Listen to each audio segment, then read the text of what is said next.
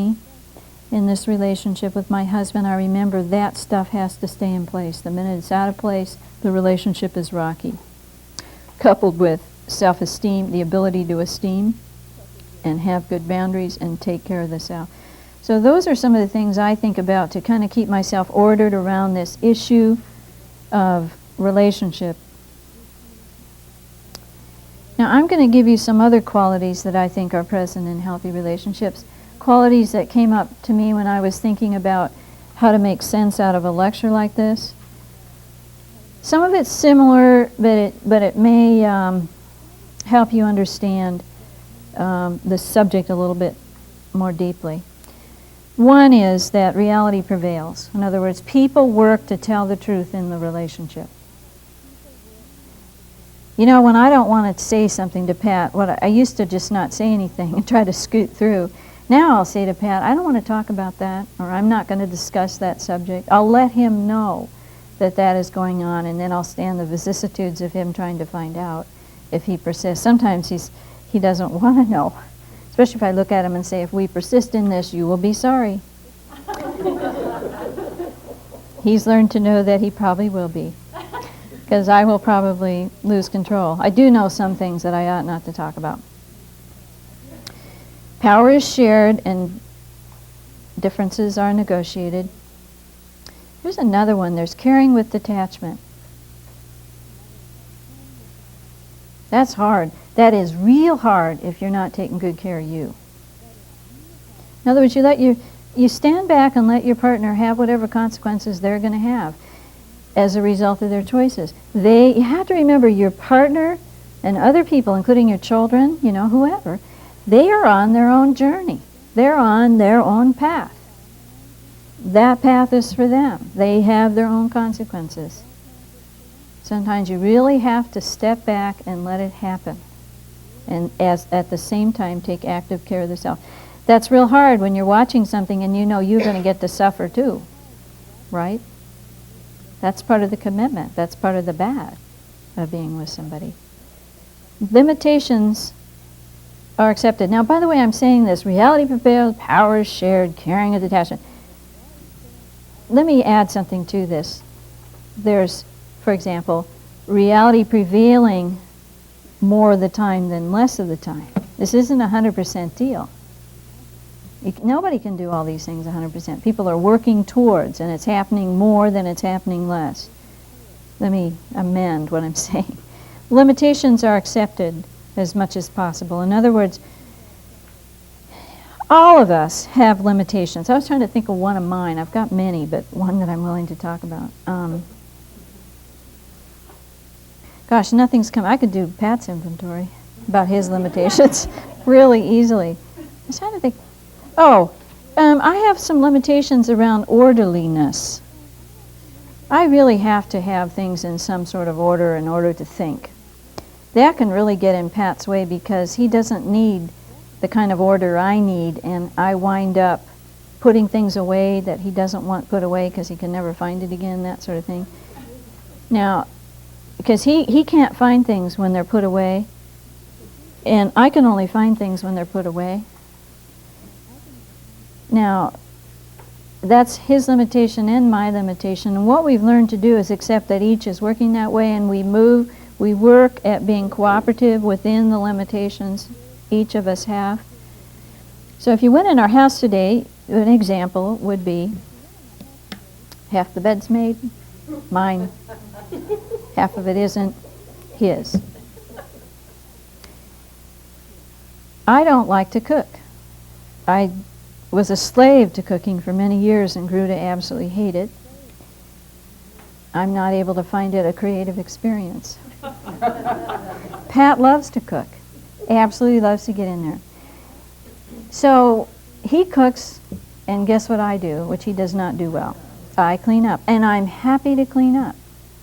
If I asked him to clean up, it wouldn't be cleaned up. If he asked me to cook, he probably wouldn't like it. So we are able to accept those limitations instead of getting into this, I have to have a partner that's orderly, or I have to have a partner that will cook, this sort of thing.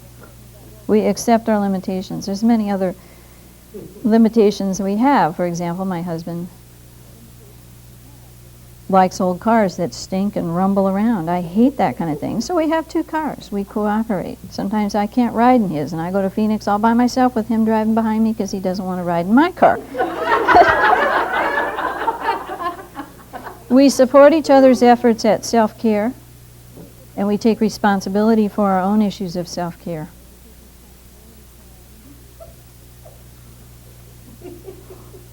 We're really eccentric. On my license plate, did any of you notice what I have on there? My next husband's going to be normal.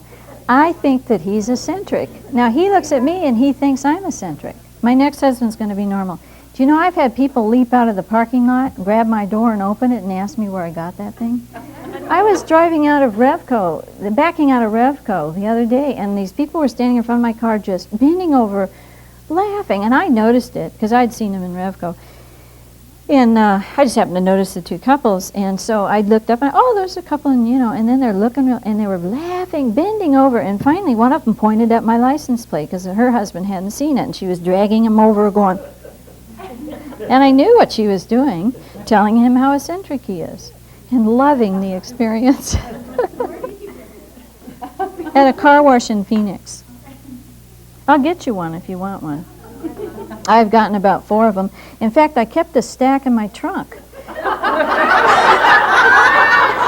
Because people stopped me and wanted to know, and I was just giving to the universe. They cost $1. So I just said, here you are, and it was all women. All women.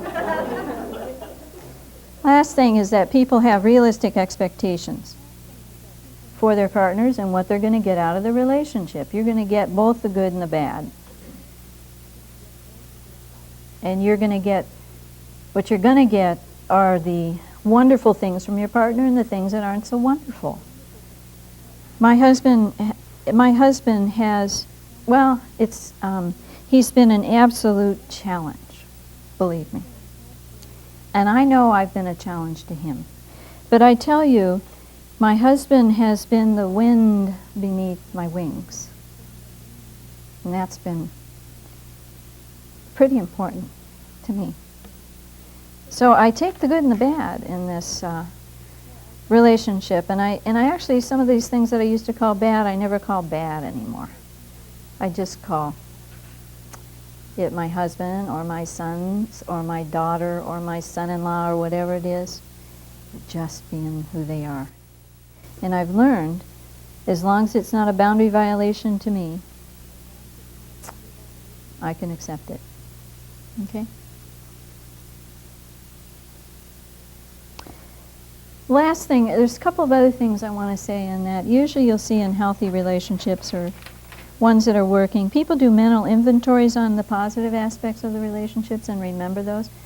As human beings, we usually only note what's distressing us. We don't know what's working. In other words, like for example, Pat and I have an issue about shutting doors, cupboard doors and drawers. I shut them so junk doesn't get in. He never shuts them. If he's been in the kitchen, everything is open, all the drawers are open, and all that sort of thing.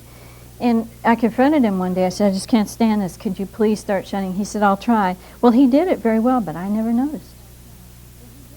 And later on, he left it open once, and I said, you left it open? He said, I've been shutting it for 3 months. You've never noticed that it was shut. You only noticed that it was open, which I just got all screwed up over, and I finally realized what he was saying, and I began to make mental inventories on the things that were working well. It helps sustain the relationship and not just focus on the negative.